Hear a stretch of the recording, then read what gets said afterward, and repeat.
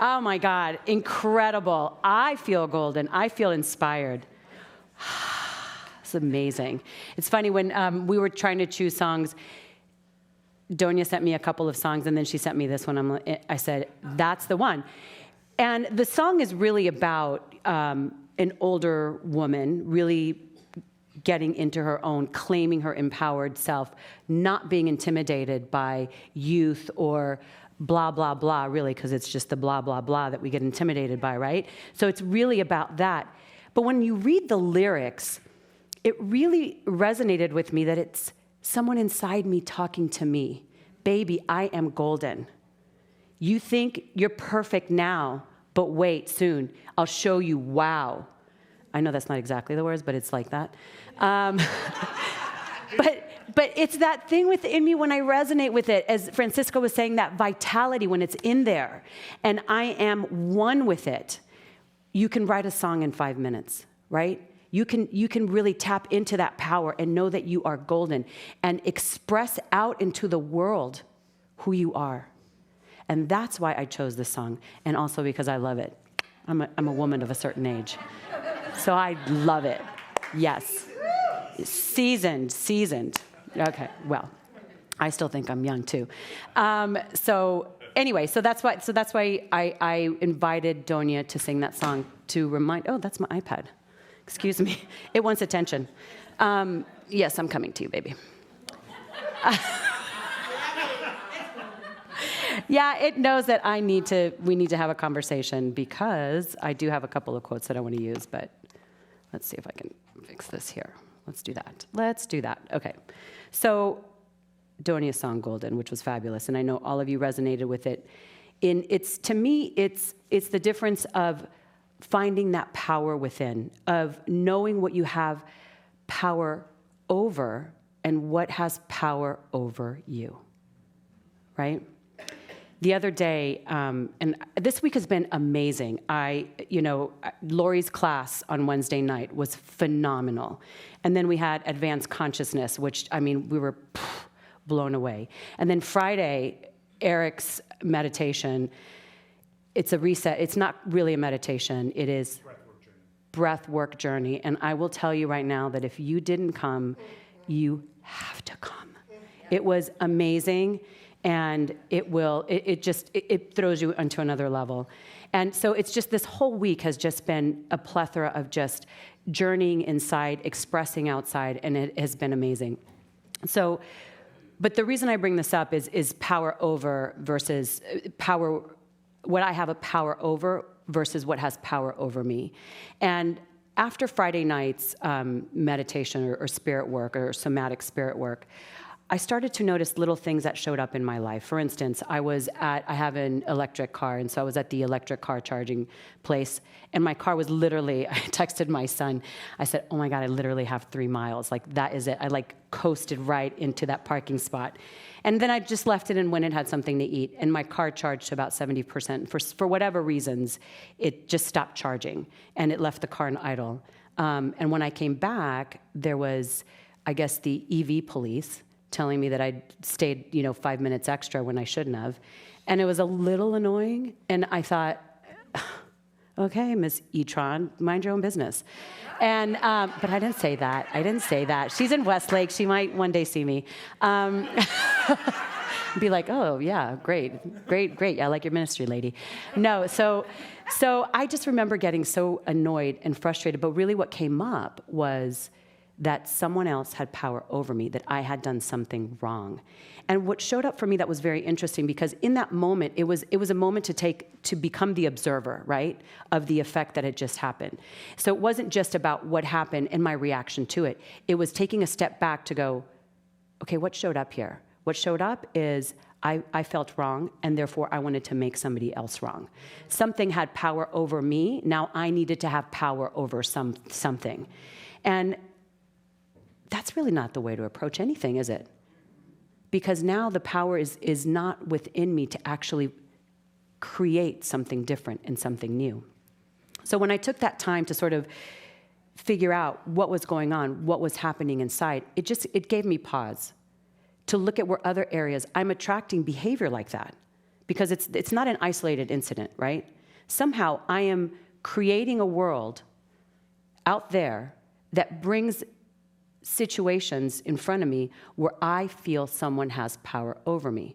Now, I've been in this teaching long enough, and I know that that is not possible. Only what is possible is only what I allow to be possible. I know that. That doesn't mean it doesn't show up, right? And that's why all the time when we talk about, the Pollyanna version of life, or, let God take the wheel or whatever, the thing is, it's the assumption that these things don't show up once you become, you reach a certain pinnacle in your studies in science of mind, quantum physics, religion, whatever it is that brings you that sense of knowing that you are source.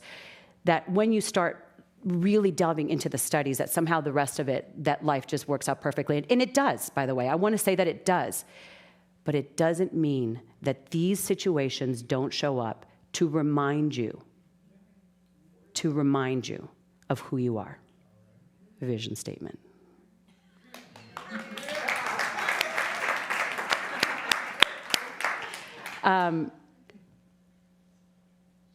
This Friday night, when I came, I thought I had done something similar to what Eric did. And we put on these noise canceling headphones, and we are taken through a journey as we breathe. It's like spirit breath in a way, but also with these noise canceling headphones and all these frequencies going around, right? Like there's so much happening around you, and you've got people around you, but you don't know that because you're all in your own path, your own journey, whatever's coming up for you, whatever's showing up for you. You're so connected to your body that it feels astral, And I've actually been here in sound baths with Judd, like when we've had sound baths here that just really do feel like I've taken off in space. But the difference between those where I feel like I've taken off in space is like I've taken off in the within space on this journey. And it was all about hitting the reset button. And the thing that continued to come up for me from this journey was, life is not about finding yourself, it's about creating yourself. And that's the thing that this gentleman that was taking us on a journey kept saying.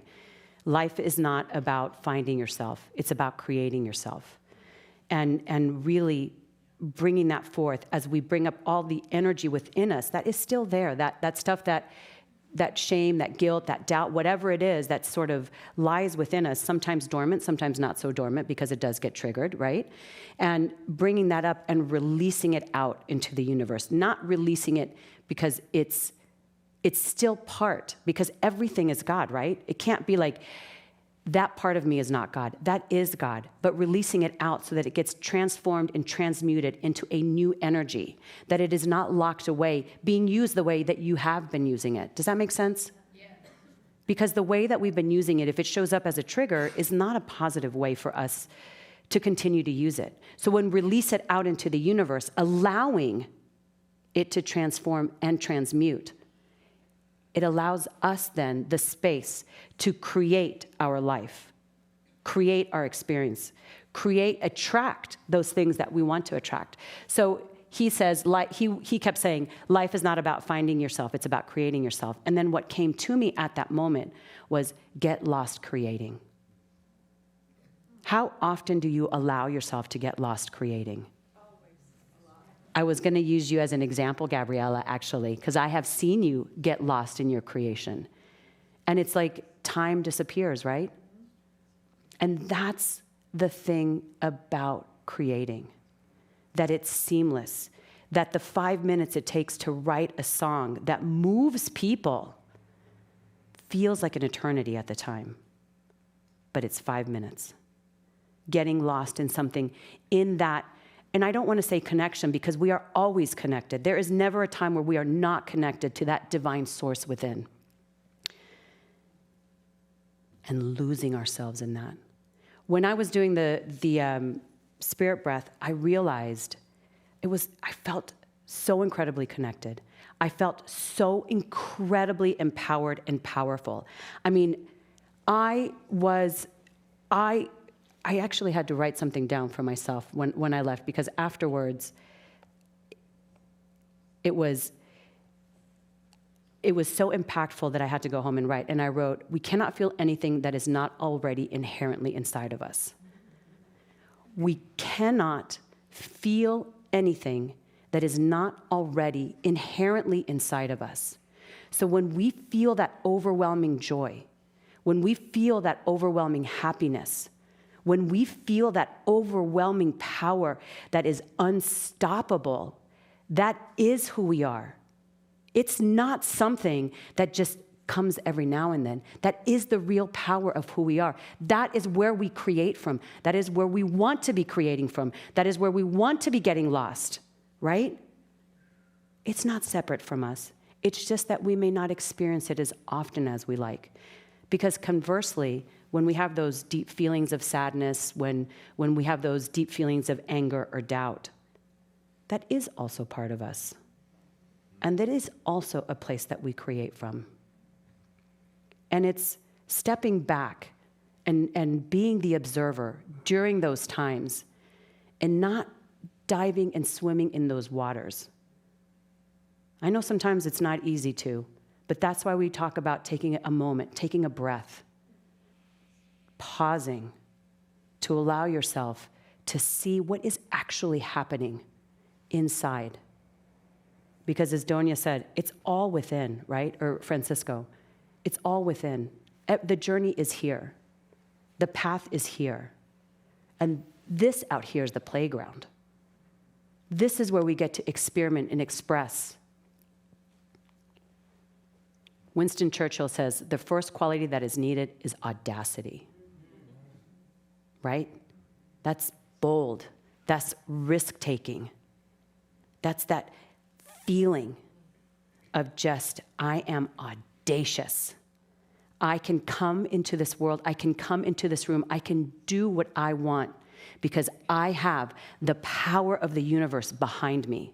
I have this quantum field directing me at every moment. Have you ever felt that way?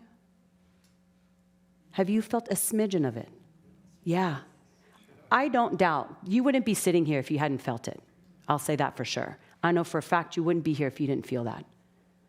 And it's tapping into that more and more and more. More, more, more. That's what this year is about, right? Tapping into that more. But not just in 2024, as I said in my blog. If it starts here, if it continues here, let's spread it out until whenever. Until whenever. Why claim an end to it?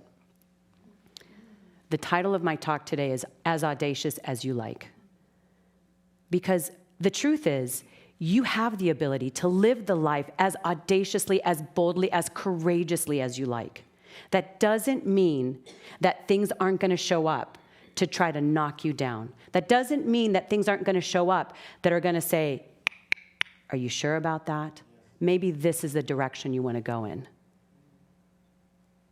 Be audacious. Be audacious when you make a choice about who you are, because that which is inherently inside of you, that good, that life, that love, that joy, that power, is directing the audacity of your life. That's what you want to be living from. Martin Luther King said, we must walk on this day's, we must walk, oh God, why can't I say it? We must walk on in the days ahead with audacious faith in the future.